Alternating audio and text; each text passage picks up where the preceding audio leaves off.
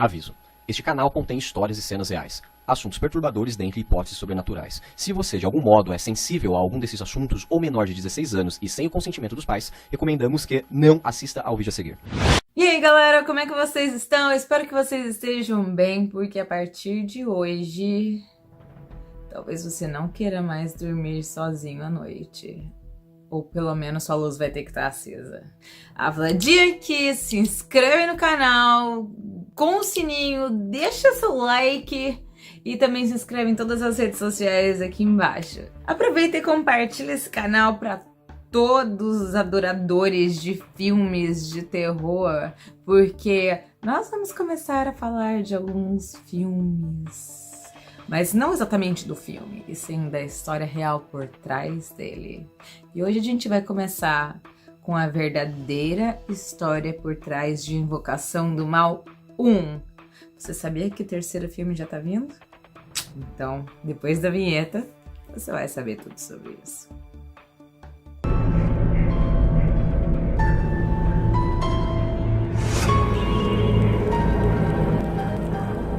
O filme Invocação do Mal 1 foi dirigido por James Wan, e assim como o diretor é real, o casal Lorraine e Ed Warren também é real.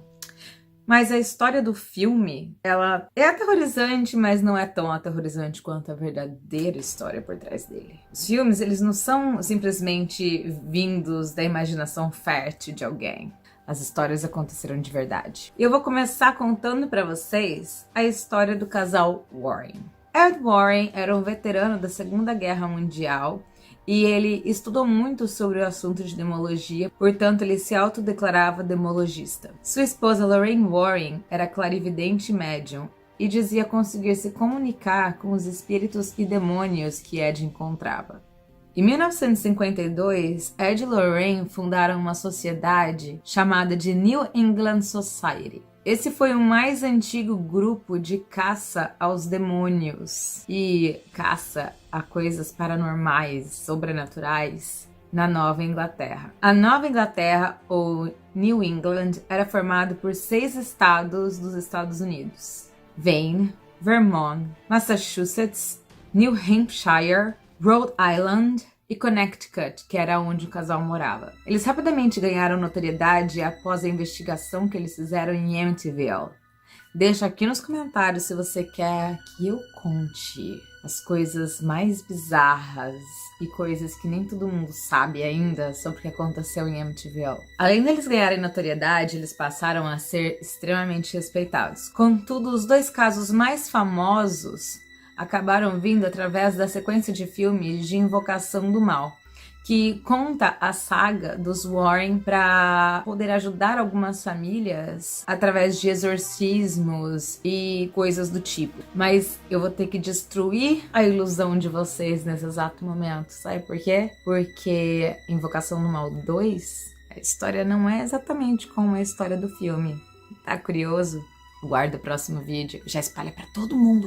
Compartilha! Voltando à questão do Invocação do Mal 1, é claro que os filmes eles exageraram um pouco nas questões de clarividência e alguns efeitos especiais de coisas que aconteceram sobrenaturais, mas Lorraine, ela afirma que ela esteve o tempo todo avaliando a produção do filme, uma vez que Ed Warren morreu em 2006, então só sobrou ela. E ela disse que ela não permitiu que eles colocassem muito mais coisas do que realmente seria necessário. Então, assim, ela não queria que as coisas ficassem mais dramáticas do que já era. Os Warren, eles fizeram muitas investigações que não são famosas. E eles têm um museu na casa deles que tem todos os objetos amaldiçoados e endemoniados e fica em Connecticut. Então, se vocês quiserem que eu faça um vídeo falando de toda a história do casal Warren e de investigações que eles fizeram que não ficaram famosas, deixa no meu Instagram e aqui nos comentários. Ok, vamos linkar então a história dos Warren com Invocação do Mal 1, que também é conhecido como o caso da família Perron. Durante o inverno de 1970, os Perron finalmente conseguiram comprar uma casa que ficava numa fazenda bem grande. O casal era formado por Roger e Carolyn Perron. A fazenda se localizava na estrada de Round Top, em Harrisville. Ela tinha só 81 metros quadrados. É grandinha. A casa possuía 10 cômodos. E na venda dizia-se que a casa era charmosa e amável. E ela havia sido construída em 1736. Eles se mudaram para casa em janeiro de 1971, com suas 5 filhas. Nancy e Christine, que dividiam um quarto, Cindy e April, que dividiam outro quarto, e Andrea, que tinha um quarto só para ela, mas que geralmente não ficava só ela no quarto, porque as irmãs dela ficavam morrendo de medo e vinham chorando e desesperadas e se enfiavam embaixo da coberta dela com as coisas que começaram a acontecer na casa. Pouco tempo após se mudarem para a fazenda, algumas coisas bem estranhas começaram a acontecer. E foi aí que, pesquisando, eles descobriram que 8 gerações de famílias moraram na casa antes deles. Então, com as descobertas, eles viram que a casa não era tão amável quanto diziam ser. Dentre as pessoas que moraram na casa, inclui-se a senhora John Arnold. Ela se enforcou no celeiro aos 93 anos de idade. Aconteceram muitos outros casos de suicídio por enforcamento e envenenamento. O estupro-assassinato de uma menina de apenas 11 anos, Prudence Arnold, que mais tarde descobriram que ela tinha sido vítima de um dos peões da fazenda. Houveram também 2 afogamentos no riacho que passava perto da casa, e 4 homens morreram bizarramente congelados, e ninguém entendeu como. Não demorou muito para que a família Perron, então, entendesse por que o vendedor, no dia em que ele entregou a chave da casa, disse: "Deixem suas luzes acesas à noite." Eu me pergunto se eles chegaram a questionar o cara, tipo: "Então, mano, qual é? Por que eu devo deixar as luzes acesas? Que merda que aconteceu aqui?" Mas essa sou só eu. As coisas sobrenaturais que começaram a acontecer na casa começaram de uma forma light. Por exemplo, Carolyn, a mãe, escutava alguém varrendo lá na cozinha, quando não tinha ninguém na cozinha. E depois, quando ela entrava, além da vassoura que estava no lugar estar em outro lugar, havia montinhos de poeira no chão. Depois, alguns objetos começaram a flutuar pela casa. O telefone simplesmente ele levantava do gancho e caía no gancho quando alguém entrava. Até que as coisas começaram a ficar um pouquinho mais agressivas. Os quadros, as fotos, caíam do nada. As cadeiras todas da mesa, de repente, elas se afastavam com tudo. O sangue começava a sair da parede e sumia, se desintegrava do nada. As garotas, então, começaram a notar a presença de espíritos na casa. Alguns deles completamente inofensivos. Um deles cheirava flores. Outro deles ia dar um beijo de boa noite todos os dias nas crianças. Havia um espírito que as meninas particularmente adoravam, que elas acreditavam ser o da senhora John Arnold.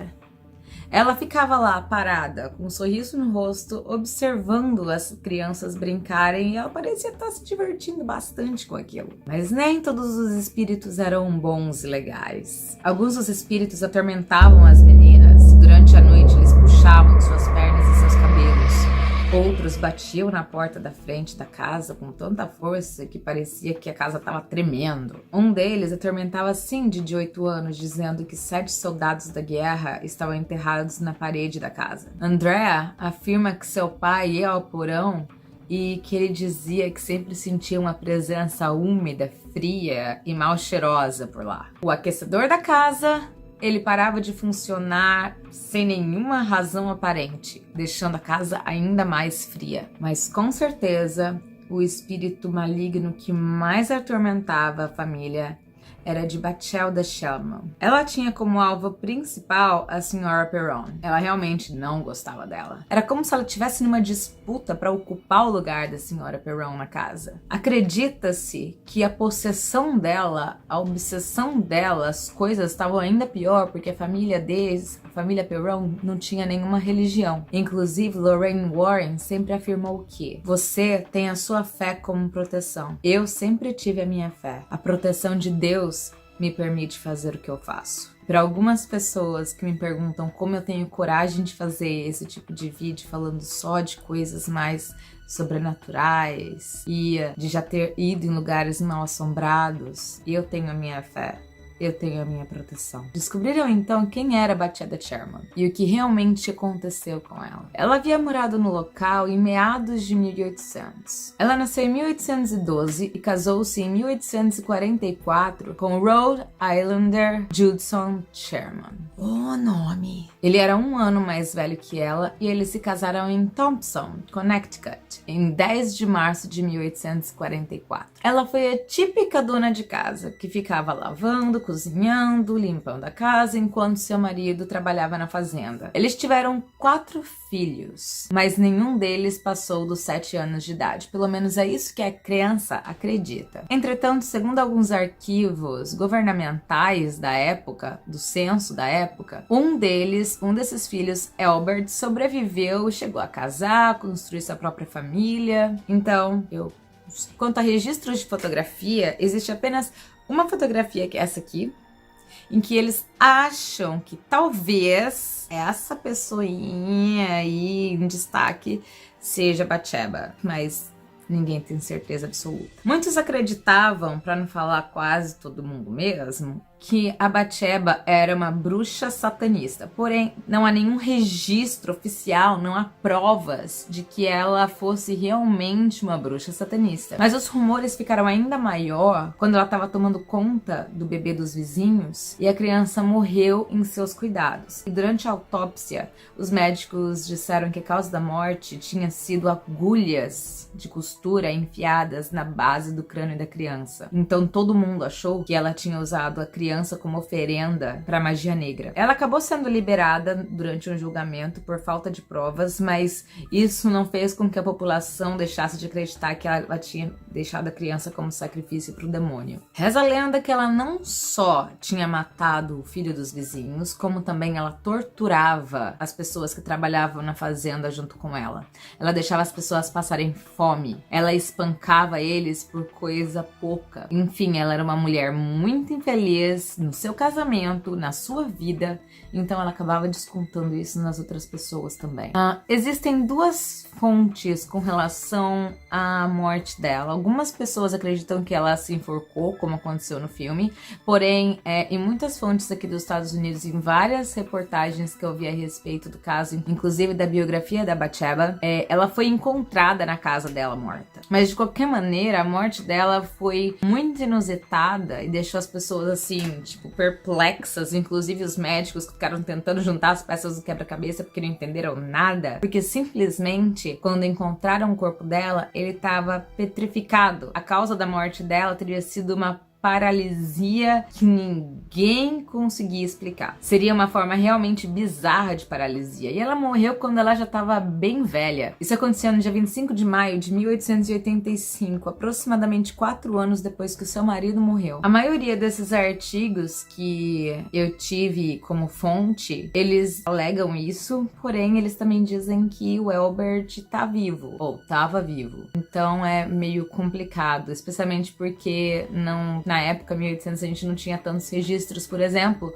Os outros filhos podem ter realmente existido, mas não condiziam com o tempo em que o censo estava fazendo suas pesquisas, então é difícil de afirmar. Mas o que fez os Warren e os Perron, tenho certeza que era o espírito dela, estava ali, foi que um dia a Caroline estava deitada no sofá, descansando, quando de repente ela sentiu uma picada, uma ferroada na panturrilha dela. Ela olhou para ver se era uma abelha ou qualquer coisa e tinha um pontinho de sangue. Quando ela limpou, ela viu que era a forma perfeita de uma agulha fincada, uma agulha de costura. E a gente lembra que a Bathsheba foi acusada de ter matado uma criança com agulhas no crânio dela. O espírito da Bathsheba tinha seus alvos preferidos na casa. O primeiro, com certeza, era Caroline Perron, mas Cindy, a mais nova, também era seu alvo, assim, predileto. Ela adorava torturar aquela criança. E enquanto ela gostava de perturbar e torturar as 2 mulheres, já ela tinha também a sua pessoa preferida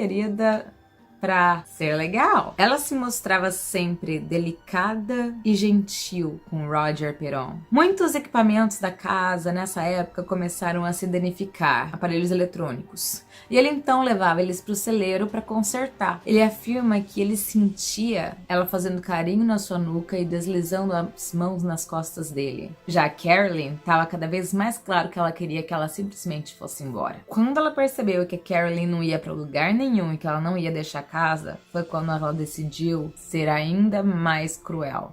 Ela decidiu possuir a Carolyn.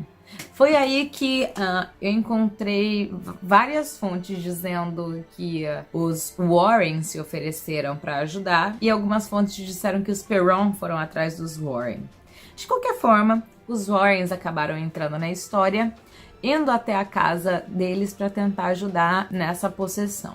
Eles fizeram uma sessão, chegando lá, Lorraine fez uma sessão e durante essa sessão a senhora Perron ela foi possuída pela entidade da Bathsheba e ela falava outras línguas, a cadeira se levou do chão e estava todo mundo presenciando aquilo. O filme mostra Ed Warren tentando praticar o exorcismo, mas a Lorraine ela afirma que eles nunca tentaram exorcizar, até porque as únicas pessoas que podem realmente fazer um exorcismo são padres católicos que têm todo um estudo, que tem toda uma prática com relação a isso. Infelizmente, bem diferente do filme, o casal Warren não pôde ajudar a família. Inclusive, a família pediu para que eles se retirassem do local, porque parecia que quando eles iam lá, as coisas ficavam ainda pior e mais fora de controle do que o normal. Por questões financeiras, os Perron não tiveram como se mudar dali durante 10 anos. Ou seja, durante 10 anos, eles ficaram sofrendo a influência dos espíritos ali naquela casa e apenas em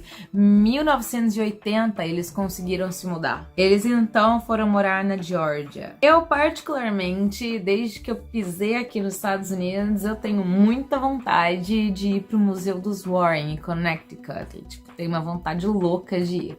Quem sabe esse canal crescendo, a gente chamando muita gente pra cá. Eu não levo vocês comigo nessa aventura. Vocês têm vontade de conhecer aonde a Labelle tá? E aonde todas as outras coisas estão? Eu tenho. Lógico, com respeito, mas eu tenho. E aí, galera? Vocês acreditam que a casa era realmente assombrada? Vocês acreditam que os Warren eram realmente capazes de conversar e lidar com espíritos e demônios? Vocês acreditam que o espírito da Bathsheba queria realmente matar Caroline para poder ficar no lugar dela? Cada um acredita no que consegue.